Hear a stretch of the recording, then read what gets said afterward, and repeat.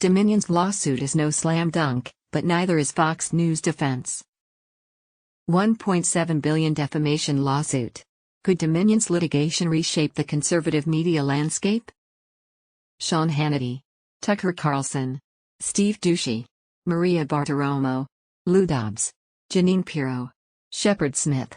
They're among the parade of current and former Fox hosts who have been called for a deposition in the ongoing libel litigation initiated by Dominion Voting Systems, which claims in a $1.7 billion lawsuit that Fox intentionally and falsely blamed Dominion for Donald Trump's loss in the 2020 election. Dominion provided voting technologies to dozens of states during the election, and the company alleges Fox endorsed, repeated, and broadcast verifiably false yet devastating lies about its products and services, among them that Dominion committed election fraud, that its software manipulated vote counts, that it's owned by a firm founded in Venezuela to rig elections for the late Hugo Chavez, and that it paid kickbacks to government officials who used its technologies. These statements recklessly disregarded the truth, Dominion says, deeply damaged its once thriving business and even caused employees to be harassed or to receive death threats, according to the complaint.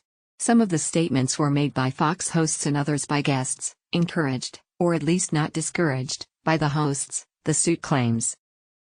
As the 2022 midterms approach, lies about the 2020 race remain as potent as ever, with Trump and his allies continuing to undermine Joe Biden's decisive victory and with election deniers poised to appear on ballots in dozens of states.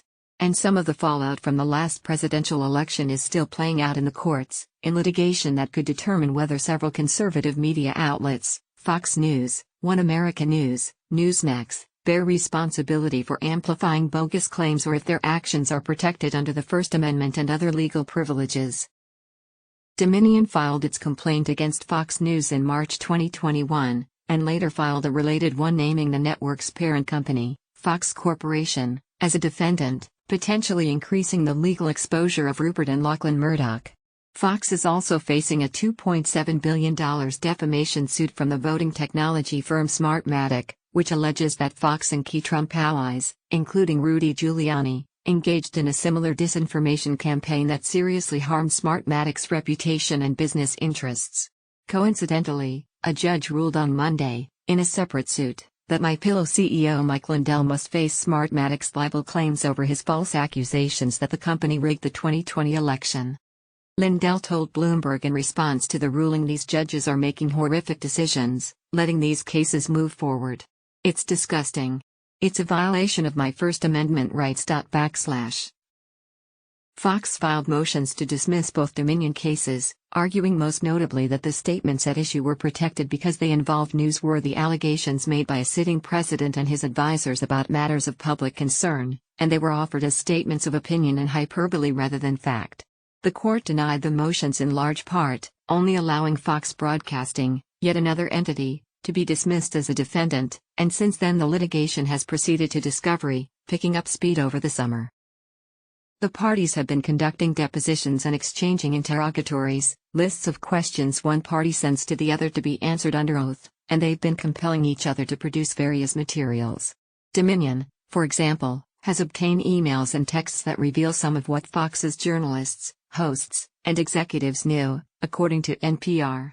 One Fox News producer reportedly warned colleagues in November 2020 that Pirro was seizing upon conspiracy theories, and Fox has been seeking Dominion internal communications that contain terms like Chavez and Hugo and stolen, apparently to try to show that there was some basis for the network's coverage. In the latest round of depositions, Dominion has called producers for Carlson to testify over the next 3 weeks, and the company has subpoenaed a former producer for Dobbs. Fox canceled Dobbs's Fox Business show last year, a day after he was named in the Smartmatic suit against the network.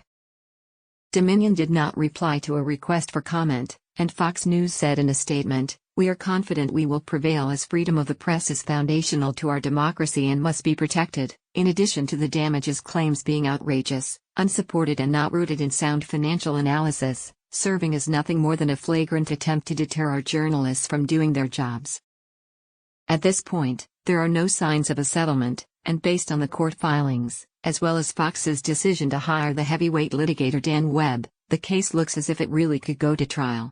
It's scheduled to begin in April 2023 in Delaware State Court, and two legal issues will likely get a lot of attention: the false standard and opinion protections. Some background here is useful. Libel is the publication of false statements of fact that harm a person's or organization's reputation, and the courts have developed principles to balance the interests of reputation and speech. What has emerged is a labyrinthine area of law in which it's generally difficult for a plaintiff to win, by proving numerous elements while parrying the other party's defenses. The false standard is one of those elements. Public officials and figures must prove that a libelous statement was published with knowledge that it was false or with reckless disregard of its truth or falsity. This is commonly called actual malice. Dominion could be deemed a public figure if, say, the court concluded that the company was prominent in its field before Fox made it a household name. Moreover, Dominion's complaint and pretrial motions already plead that Fox acted with actual malice, and in rulings on those motions the court held that Dominion had adequately pleaded as much, for that stage of the proceedings.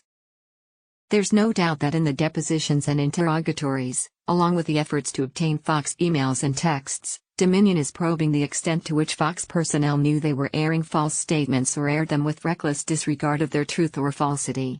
The latter requires proof of a high degree of awareness of their probable falsity. This would take into account whether Fox's sources were reliable, whether Fox ignored clear signs that the statements were wrong, whether Fox adequately investigated the facts, and what motives shaped the statements. Reckless disregard is frequently a mix of these factors, and it's very possible Dominion could demonstrate it, based on what we know so far. Next, opinion protections. One of Fox's arguments is that its coverage was merely opinion and hyperbole rather than fact. That's a play for the First Amendment's sweeping protections for such expression. There is no such thing as a false idea, the Supreme Court once observed, adding, however pernicious an opinion may seem, we depend for its correction not on the conscience of judges and juries but on the competition of other ideas. But these protections haven't established, as the court later noted, there is no such thing as a false idea. The difficulty is distinguishing statements of opinion and hyperbole from those of fact. One shorthand is that facts are provably true or false, and opinions are matters of belief.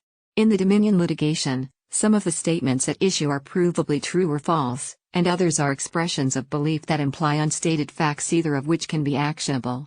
What's more, for any opinions based on stated facts, the facts must be accurately presented and reasonably interpreted.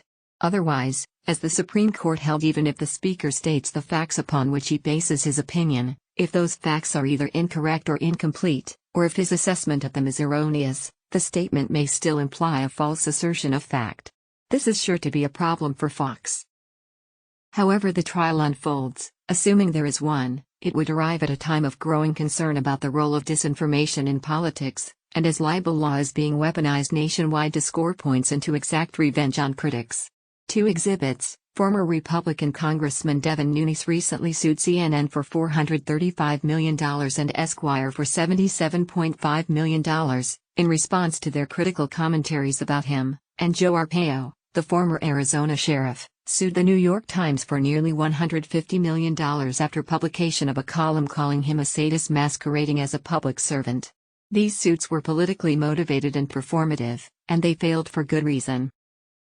In contrast, the Dominion litigation is considerably more meritorious, and it could reshape the conservative media landscape by delimiting some political discourse and news coverage of false statements, and by encouraging news organizations, particularly cable television networks, to be more cautious with their live programming and their guests, not least how hosts respond to guests that make unfounded claims. All of which is to say, no, the Dominion cases aren't layups, but if I got drafted into them, the way they look now, I'd much rather have Dominion's arguments.